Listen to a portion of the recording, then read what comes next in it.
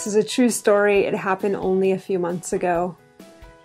And it all started out when my friend was getting married in England. And I had lived in England from 2007 to 2011.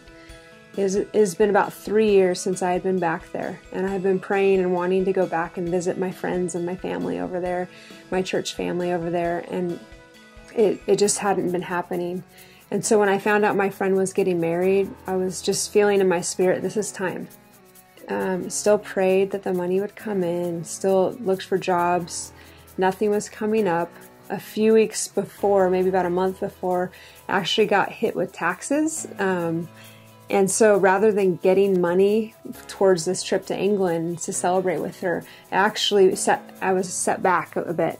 And it put me in a really not so good place. Up until a few weeks before, I cleared my schedule. I even told people, I feel like I'm going to England. I don't know how yet, but by faith, I feel like God's going to get me there. And I told the Lord, I'm like, God, I don't care if I have to show up at the airport with my bags packed and no ticket. I'm going to get to my friend's wedding. This is not the abundant life. My abundant life is not me missing my friend's wedding when I haven't been back in 3 years. And so I actually had words with God. We had a conversation.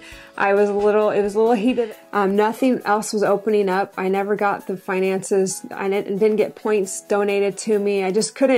There was nothing on my own agenda that I could do to make this happen. And so all of a sudden I felt this thing come over me, like, it's time to go. It's time to go now. If I don't go now, it's not going to happen. And I just felt this thing compelled over me, and it was the Holy Spirit. So I'm like, okay, guys, let's go. Piled in the car, me and 3 other people that live at Destiny House, we went, and they wanted to go on this faith adventure. So we get in the car. All I had to my name, literally at that moment, was a full tank of gas. I had no money. And I have a packed bag ready to go to England by faith. And as we're going down on this journey, in the middle of our ride, I get a phone call and I get a job breakthrough. So someone offers me a job on our way down. Then we go straight to the Home of Peace, which is Carrie Judd Montgomery's healing home, where I'm very connected there. And we walk in there, and as soon as I walk in, someone pulls me to the side and gives me a check for $500. And she says, don't tell my husband yet, because God just told me to do this and I haven't told him yet. So she gives me $500, and I'm just like, oh my gosh, God, this is amazing. And one of the first things I did is in the morning I placed testimony on me. So I'm wearing this necklace right now. And this necklace is a testimony of what God's done. This necklace comes from something that we did in our last night together with a certain group at the Destiny House of girls, where God just brought together 2 separate gifts. And it was like this exceedingly abundantly more than we could ask, hope, dream, or imagine, Ephesians 3:20 moment. And it was a sign and a wonder.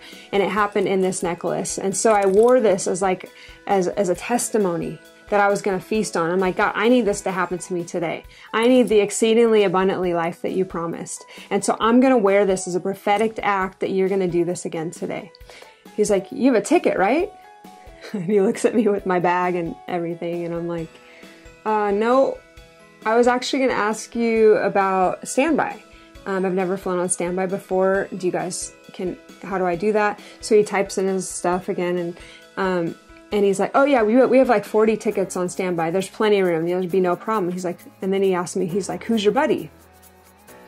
And I'm like, no idea what he's talking about. So I'm like, Jesus? Because Jesus is my buddy. And I didn't have any other options but Jesus. And he kind of looks at me and laughs. He's like, no. Who's your buddy? You need to know someone that works for the airline to give you a buddy pass. I didn't know what to do at that point. Nothing was working. I felt like I'd tried everything. Now I'm at San Francisco airport with my bags packed, and I have to get on a flight by 7 o'clock that day to make my friend's wedding. One moment, I just looked in the mirror and I'm like, oh my gosh, what if this doesn't happen? What if I don't make my friend's wedding in 2 days? And all this discouragement and doubt fell over me. And it was just like these lies of, what if you don't make it? And it just really, I got crippled by discouragement and depression. So I sent a text out. And then my friends asked me, do you know anyone that works for an airline that might have a buddy pass? And then I immediately thought of a girl that I had named Christina that I had actually mentored. I was there the day she got saved. I discipled her, I actually baptized her. This is like over 15 years ago. She lives in Colorado. She worked for an airline, but last time I talked to her a few months before, she wasn't able to do any tickets or anything, so it didn't even cross my mind. But I'm like, I don't have any other options, so I'm just I'll send her a text.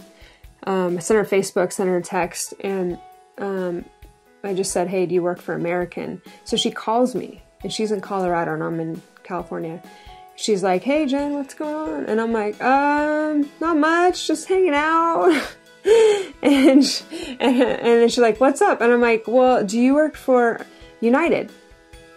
Because I'm trying to look for a buddy pass. And she's like, no, I don't. I'm like, oh, bummer.